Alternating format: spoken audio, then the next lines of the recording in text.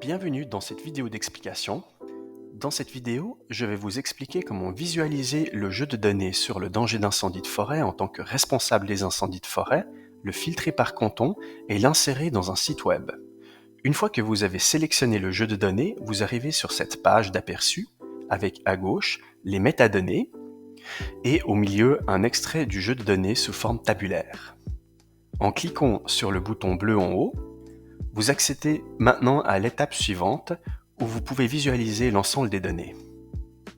Arrivé à l'étape suivante de la visualisation, nous voyons maintenant l'ensemble des données sous forme tabulaire et à gauche toute une série d'options pour traiter ces données.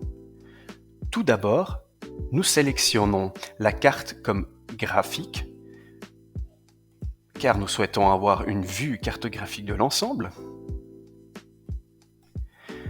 Nous voyons maintenant la première visualisation qui vient d'être créée ici et nous pouvons continuer à modifier la visualisation en cliquant sur le bouton Zone ici. Nous avons sélectionné comme zone les régions d'alerte, c'est-à-dire que les surfaces sont subdivisées et colorées en fonction du degré de danger.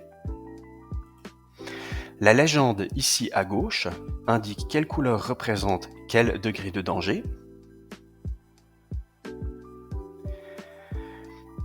Puisque nous avons maintenant un affichage pour toute la Suisse, nous pouvons maintenant ajouter un filtre, ici, à savoir un filtre cantonal. Dans le menu déroulant ici, sélectionnons par exemple le canton de Berne.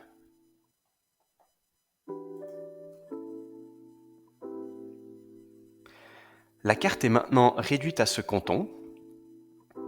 À ce stade-là, l'outil offre davantage de possibilités pour affiner l'affichage de notre sélection cantonale.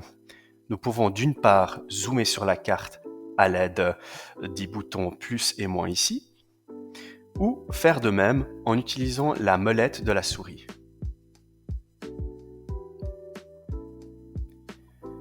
Cela permet de passer de l'affichage global au niveau de la Suisse à un niveau de détail plus élevé, donc au niveau du canton de Berne. Nous pouvons ensuite, en passant par l'affichage de la carte et en sélectionnant le verrouillage de la carte, figer l'affichage pour que la visualisation ne bouge plus lors de la publication. C'est ce que nous allons faire maintenant. Cliquez sur « Publier cette visualisation » ici en haut pour passer à l'étape suivante. Nous sommes ici à l'étape de la publication et comme vous le voyez, l'affichage est resté exactement tel que fixé à l'étape précédente. Le verrouillage de la carte n'est bien sûr pas une obligation, mais on peut le faire si on le souhaite. L'inconvénient est qu'on ne peut plus changer le niveau de zoom qui reste donc fixe à ce stade. Mais si on veut garder cette option de zoomer, il suffit de ne pas activer le verrouillage de la carte montrée précédemment.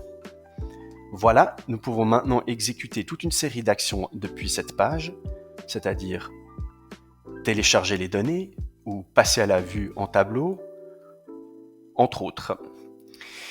Mais ce qui nous intéresse à ce stade, avant tout, c'est de partager la visualisation via URL par email, ici, ou l'intégrer ici dans notre site web via le bouton Intégrer, soit en affichage standard ou minimal, ou par le biais d'un iframe que nous pouvons copier ici.